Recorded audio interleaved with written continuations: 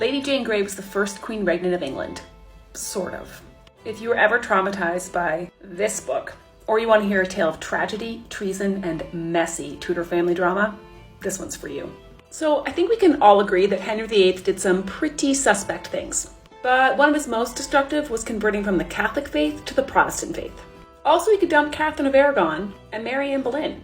And yes, religion was a big thing then, and this blew up Henry's life. But after he died, it got 10 times worse. Not at first, mind you. His son Edward was Protestant and took the throne easily, until Edward got gravely ill and died without children at the age of 15. Enter massive succession crisis.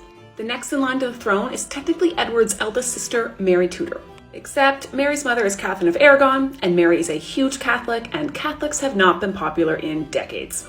So on his deathbed, Edward is scrambling to find anyone else, literally anyone else, to take the throne after he dies. After lots of whispering from his advisors, he lands on this woman, his distant Protestant cousin, Lady Jane Grey. Unfortunately, Jane is a disaster from the very beginning. The poor girl was at most 17 at the time, and she hasn't exactly been gunning for the throne. But she did marry into the ambitious Dudley clan. In fact, they were the advisors that were telling Edward to set her up in the first place.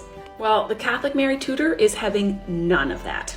Sensing weakness, she amasses an enormous Catholic army, plus sends a back off or else letter to the government the day that Jane is proclaimed queen.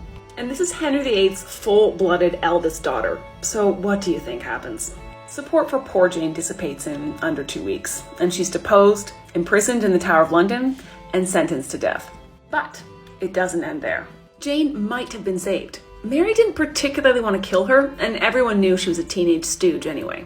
Except then her father and 2 uncles participated in another failed rebellion against Mary. That was it for the girl. Still, she did go out with a bang. She refused to change religions and remained a staunch Protestant until the end. And although she struggled to find the executioner's block while customarily blindfolded, her last words were some of the calmest in history. She denied her guilt, saying, "I do wash my hands thereof in innocence."